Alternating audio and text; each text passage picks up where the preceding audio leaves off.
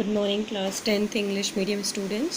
So now today we just start our lesson 8 in social science, National Awakening and Establishment of Political Organization in India. As you all know that in our last chapter, chapter 7, the first freedom struggle of 1857, we just learned about the freedom struggle of 1857, which was the first armed struggle against Britishers, okay, from Indians. And as you all know, the result of that struggle was, or the struggle was failed due to the lacking of some policies, some works which had done by our Indian. Okay, so all you know that the freedom struggle of 1857 was failure ever organized armed struggle attempt to the and to the British rule. That means आप सभी को पता है कि ये जो freedom struggle 1857 है, ये फर्स्ट ऑर्गेनाइज्ड आर्म स्ट्रगल था, है ना। हथियारों का जो युद्ध संघर्ष था उसके साथ किया गया स्ट्रगल्स था against Britishers, okay. And this struggle was crushed by British army. Crushed that means destroyed, और द मतलब कि बर्बाद कर दिया गया, ख़त्म कर दिया गया था ब्रिटिश आर्मी के through. And as a result for some time there was a feeling of despair among Indians. और इसकी वजह से क्या हुआ था कि इंडियंस के अंदर, कुछ इंडियंस के अंदर निराशा की भावना जागृत हो गई थी, okay. But yet the memories of the freedom struggle remained alive in Indian minds. परंतु जो इंडियंस थे, भारतीय थे, उनके दिमाग में फ्रीडम की, स्वतंत्रता की जो यादें थी वो अब भी ताज़ा थी, okay. So in this lesson first we just learn the reason of national awakening in India. Then we will discuss about organizations established prior to Indian National Congress, that means INC. Then establishment of Indian National Congress, okay, कब हुई Indian national Congress की स्थापना, क्या क्या उसके rules थे, क्या क्या पॉलिसीज़ थी, ये सब चीज़ें हम डिस्कस करेंगे।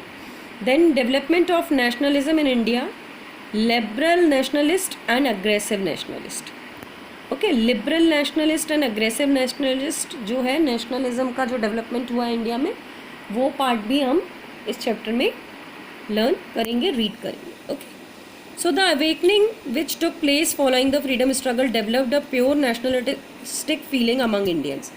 जो फ्रीडम स्ट्रगल के बाद जो लोग भारतीय जो जागे थे, उन्होंने भारतीय के हृदय में राष्ट्रीयता के लिए, नेशनलिटी के लिए और देश की स्वतंत्रता के लिए, देश के प्रति प्यार की एक नई भावना जागृत की थी।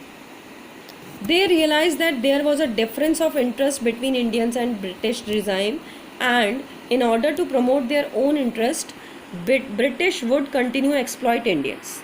वो ये समझ गए थे कि जो ब्रिटिशर्स की जो रूल्स रेगुलेशंस, पॉलिसीज़ है, रहन सहन है, सब कुछ है, वो इंडियन से बिल्कुल टोटली डिफर है। और यदि इंडिया और ब्रिटिशर्स की तुलना की जाए तो ब्रिटिशर्स हमेशा अपने लिए जो बेनिफिशियल पॉलिसीज़ हैं, अपने लिए जो बेनिफिशियल टास्क हैं, उस पर ही फोकस करेंगे इन कंपेयर टू इंडियंस। मतलब इंडियंस के तुलना में, भारतीयों की तुलना में वे अपने विकास की ओर ज़्यादा ध्यान देंगे और इंडियंस को वो एक्सप्लॉइट करेंगे, इंडियंस का वो शोषण करेंगे, ठीक है। Indian also realise that unless they wake up from the slumber and work in the feeling of self respect, unity, freedom and nationalism, the country will remain under foreign rule. This realisation feel the Indian hearts with nationalistic feeling. क्या हुआ, Indians के अंदर ये आ गया था कि यदि वो अपने जीवन को ऊंचा उठाने के लिए कार्य करते हैं, अपनी सेल्फ रिस्पेक्ट के लिए कार्य करते हैं, एकता के लिए, स्वतंत्रता के लिए, है ना, राष्ट्रीयता की भावना के लिए कार्य करते हैं, तब भी क्या होना है कि जो ब्रिटिशर्स हैं उनका चूँकि यहाँ पर हमारे इंडिया पर शासन है, सो ये जो हमारी जो कंडीशन है, जो एक्सप्लॉइटेशन है, वो कभी भी ख़त्म नहीं होगा जब तक कि ये रूल यहाँ से ओवरलैप या ख़त्म नहीं हो जाता है।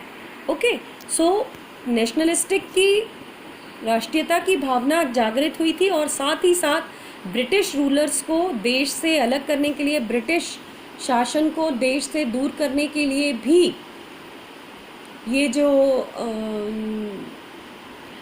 फीलिंग जनरेट हुई थी इंडियंस के अंदर, वो उस वजह से भी हुई थी।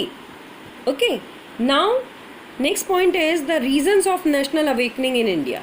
क्या मेन रीजंस थे जिसकी वजह से राष्ट्रीयता की भावना जो है वो जागृत हुई थी भारत में?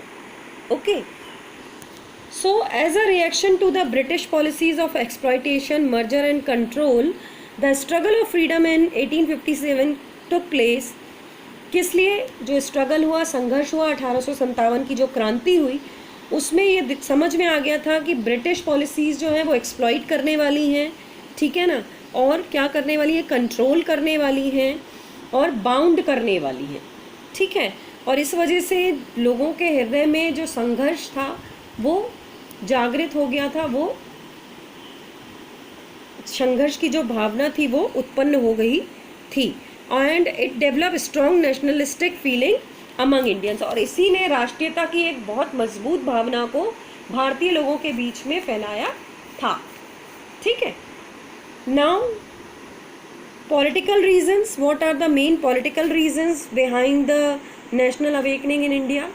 So the political reasons behind the national awakening of India are: before the struggle of freedom of 1857, the East India Company had taken over the control of entire India. Okay, जो 1857 की क्रांति थी उसके पहले जो ब्रिटिशर्स थे उन्होंने पूरे इंडिया पर कंट्रोल किया हुआ था।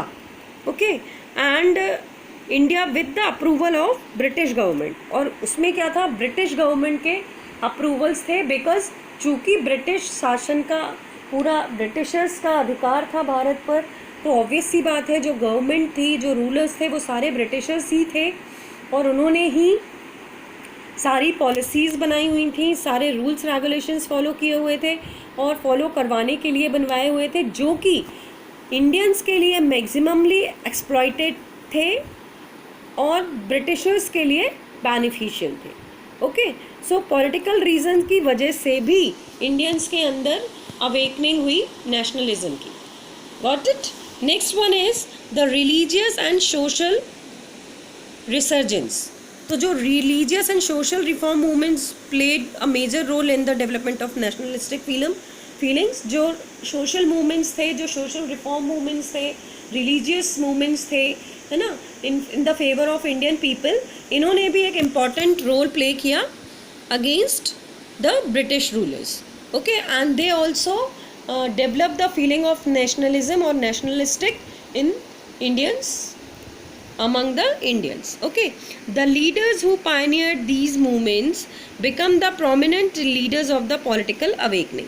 जिन लीडर्स ने इस तरह के मूवमेंट्स में हिस्सा लिया, उन्होंने लोगों के अंदर जागृत करने के लिए भावना में एक मेन रोल प्ले किया। Okay, and the social and religious reformers and leaders, उसमें कौन कौन से सोशल रिलीजियस रिफॉर्मर्स और लीडर्स थे जिन्होंने की एक बहुत इम्पॉर्टेंट रोल प्ले किया?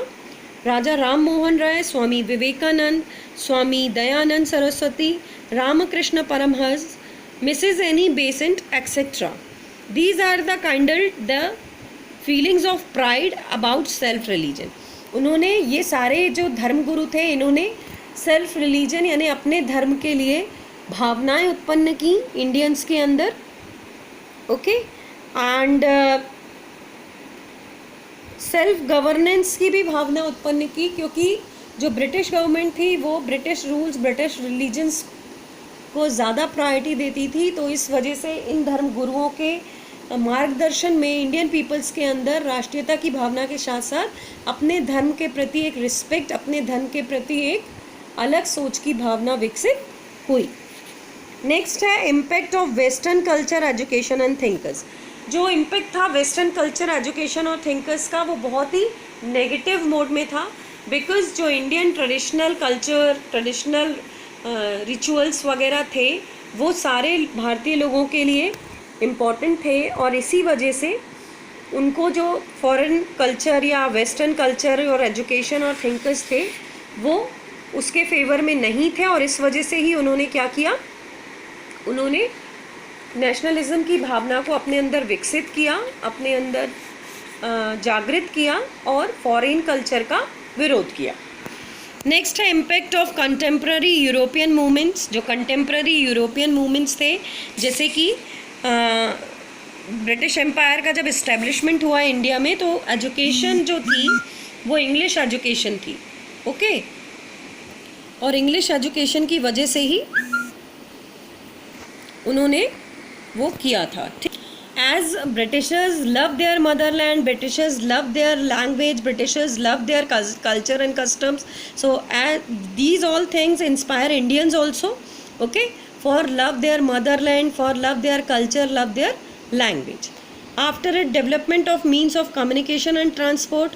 तो communication और transport का जो development था उसने भी एक important role play किया nationalism की फीलिंग्स को जनरेट करने के लिए। देन एंशियंट इंडियन कल्चर जो था, as I told you, the Indian culture, traditions and rituals are the important and they play a important role in the generate to the feeling of nationalism. Next one is Indian newspapers and literature. So Indian newspaper और literature की help से भी क्या था, बहुत सारी भावनाओं को, बहुत सारी जो दबी हुई क्रांतियाँ थीं हिंदुओं के अंदर, मन में उनकी स्थिति को जानते हुए जितनी भी पॉजिटिवनेस थी इंडियन कंट्री को लेकर, उसको जागृत किया, ठीक है। After it the British policy of economic exploitations जो थी और जो रेशियल डिस्क्रिमिनेशन था, इन दोनों ने भी, इकोनॉमिकल पॉलिसीज़ अगेंस्ट इंडियंस थी, इंडियंस के एक्सप्लॉयटेशन से रिलेटेड थी, और जो भी डिस्क्रिमिनेशन यानी कि जितने भी भेदभाव थे वो इंडियंस और ब्रिटिशर्स के बीच में इंडिकेट होने लगे थे, नज़र आने लगे थे, और इस वजह से भारतीयों के अंदर नेशनलिज्म की फीलिंग जनरेट हुई। So these all are the points which are shown the feelings which are shown the reasons that national awakening of India, okay, and now in our next video we will discuss our remaining topics.